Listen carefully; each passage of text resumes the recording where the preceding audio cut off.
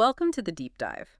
Today, we're going to get into something that, well, most of us probably ignore until something goes very wrong. We're talking about the literal road beneath our tires. It's so easy to just see it as this passive gray surface. But, our sources really show it's an active, constantly changing part of any drive. It really is. The road surface is always communicating. Sometimes it's your best friend, and other times, especially when the weather turns, it can be the most unpredictable threat you face. Exactly. Okay, so here's our mission for you today. We're going to unpack how every single shift in that surface, from dry asphalt to, say, ice, gravel, or even just a bit of water, how that completely changes the rules of control, your response time, and the big one, your stopping distance. Yeah, we've pulled together a lot of research for this one. It's a mix of foundational engineering and really practical, life-saving driving tips. We'll start with why roads are built the way they are, then rank surfaces by grip. And we're going to get into the physics of some really specific hazards, like washboarding. Right. And then we'll give you some essential strategies for actually reading the road and adapting before you're in trouble. I think we have to start with the engineering. Before we get to the dangers, why do we even have pavement? What is its core purpose beyond just being, flat? It really has four main jobs, and they're all critical. The first one is the most obvious one: safety and comfort. It gives you that smooth drive, sure, but its main job is to provide adequate traction. That mechanical grip. That's it. That's the essential friction. Without that baseline, nothing else really matters. So it's that physical connection, but it's also protecting the massive investment that's buried underneath it, right? Absolutely. That's rule number two. Structure protection. The surface is basically a shield for the base and sub-base layers underneath. So without it, the road would just fall apart. Very quickly. Heavy traffic, freeze-thaw cycles in the winter, it would all just destroy the foundation. The pavement distributes the vehicle's weight and makes the whole structure last for decades longer than it otherwise would. And a huge part of that longevity has to be about water.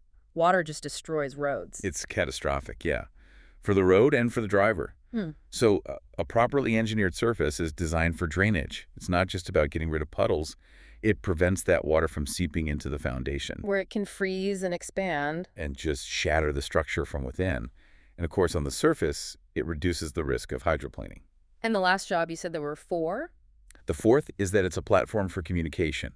It's the canvas for all our lane markings, for reflective materials, all the things that guide us. And we shouldn't forget noise reduction either. Oh, that's interesting. Yeah, some specialized surfaces are designed to absorb sound from tires, which makes a huge difference in urban areas. That's a great framework. But, that integrity you're talking about, it all seems to go out the window the second you add different materials or bad weather. It changes the entire equation. So let's get into the composition. What are roads actually made of? What are the big players? Well, the world mostly runs on two main materials. First up is asphalt, which you might also hear called bitumen. It's basically rock and sand mixed with a thick, sticky petroleum binder. It's what you see on most highways. And the big advantage there is what? Flexibility. Yeah. It's great in places with big temperature swings because it can expand and contract without cracking as easily.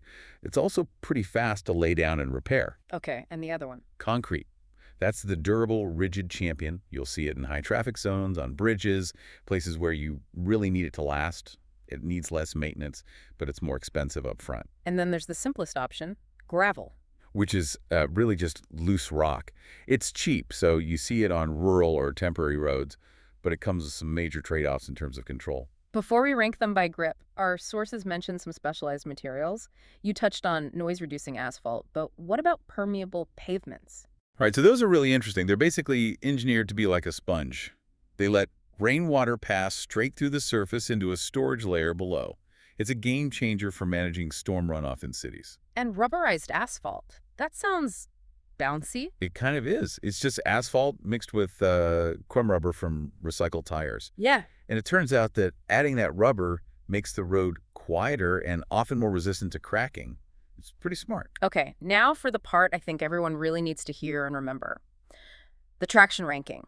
Our sources lay out a very clear hierarchy of grip, from worst to best. Let's start at the absolute bottom. The absolute worst surface you can be on with the least traction is loose gravel. Why is it so much worse than everything else? Because there's no cohesion. The little rocks just slide against each other. So when you try to turn or brake, The material literally moves out from under your tire. Yeah. You have very little to work with. That makes sense. Okay. Okay, so what's next? This is where weather comes in, I assume.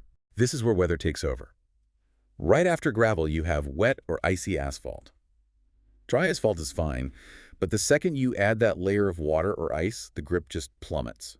And right behind that is wet or icy concrete. Wait a second, that seems backwards. Concrete always looks smoother to me. Why would wet concrete be slightly better than wet asphalt? It's all about the texture on a micro level. Asphalt is petroleum-based, so it tends to hold a very thin, glossy film of water.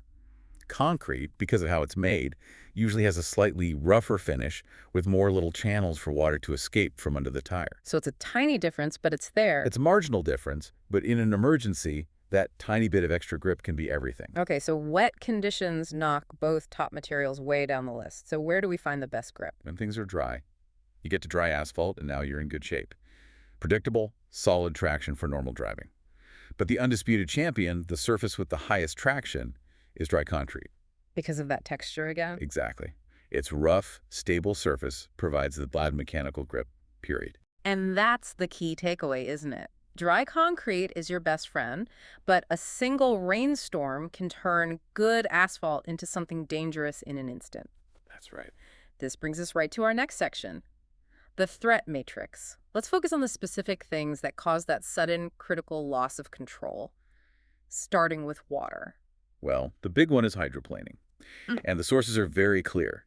You do not need a deep puddle for it to happen. Oh. Even a very thin film of water can be enough to reduce your traction dramatically. Can you just quickly explain the mechanics of that? Sure. It happens when the water pressure under the tire builds up to be greater than the weight of the car pushing down on it. Your tire starts to ride up on a little wedge of water, and that's it. You lose all contact. You've completely lost contact with the road. No steering, no braking. You're just a passenger. And there's one really hidden danger in the rain that people forget. Yes. The combination of water and road paint. People don't think about it, but that paint isn't porous like asphalt. It's a smooth polymer surface. Like a sheet of plastic. Essentially, yeah. And when it's wet, it becomes incredibly slick. The sources really stress this. It's a huge danger, especially for motorcycles or scooters turning across a painted crosswalk. That is a real aha moment. The safety marking becomes the hazard. Okay, moving on to cold weather, ice and snow. Ice is the ultimate traction killer. It can send you sliding with, absolutely zero ability to correct or stop. And the worst form, of course, is black ice. Because you just can't see it. You can't. It's a thin, transparent glaze that looks just like wet pavement. It forms when the temperature hovers right around freezing. And it really loves bridges and overpasses. It does, because cold air hits them from above and below, so they freeze much faster than the rest of the road. Snow, you can at least see, but its biggest impact is just how much it increases your stopping distance. By how much? The sources say stopping on packed snow can take 3, maybe 4 times longer than on dry pavement. Wow. Okay, let's switch gears to physical problems with the road itself. My personal least favorite thing is corrugations or washboarding. What is actually happening there? What causes that? It's such a fascinating bit of physics. It's basically the road destroying itself. The main cause is vehicles going too fast for the surface. It's speed. It's speed and tire resonance. Your suspension starts bouncing at a certain frequency, and each bounce digs out a tiny bit of material. That starts a small ridge. And then it just gets worse. Exactly. Once the first ridge forms, it forces the next car's tires to bounce in the exact same spot, which makes the ridge bigger. Then you add in hard braking or acceleration, which shoves the gravel around, and soon you have that awful tooth-rattling patter. And what about just general uneven surfaces like potholes or cracks? Well, even a small pothole can jolt the car and alter its path. But the sources also make a really important point about accident scenes. The aftermath. The aftermath.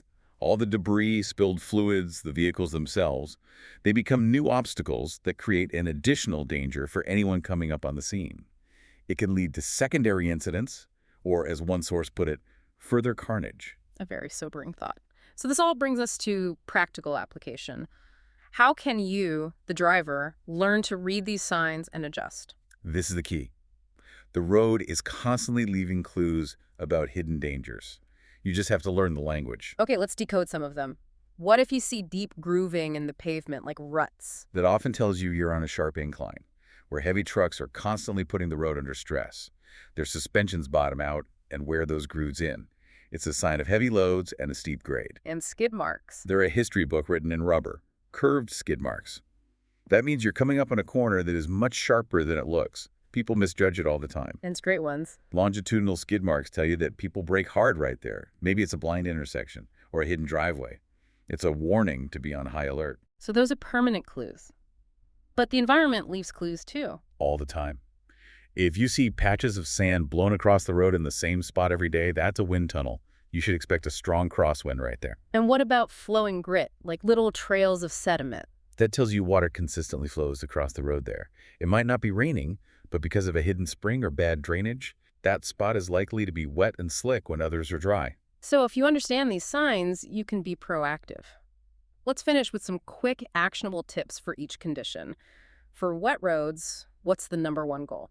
Preventing hydroplaning. That means slow down a lot. Double your following distance at least. And no sudden moves, no sharp turns, no slamming on the brakes. For snowy or icy roads, the focus is on being gentle. Extremely gentle. Reduce speed, of course. Brake slowly with gradual pressure. Use a lower gear to let the engine help you slow down. And absolutely no sudden acceleration. That's how you spin out. On gravel roads, it's about fighting that instability. Right. First thing, slow down.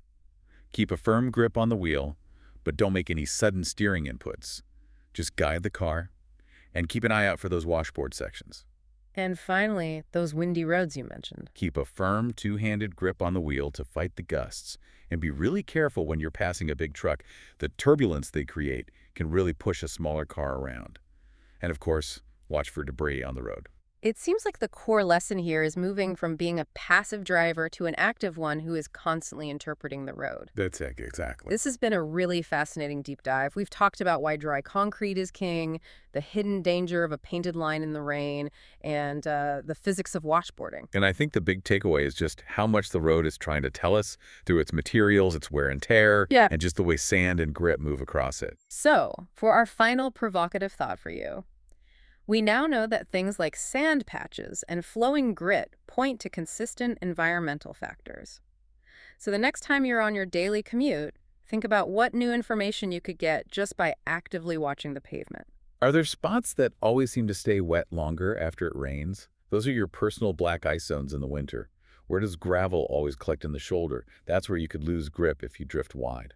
Your daily drive holds more clues than you think. Stay safe, and we'll catch you on the next deep dive.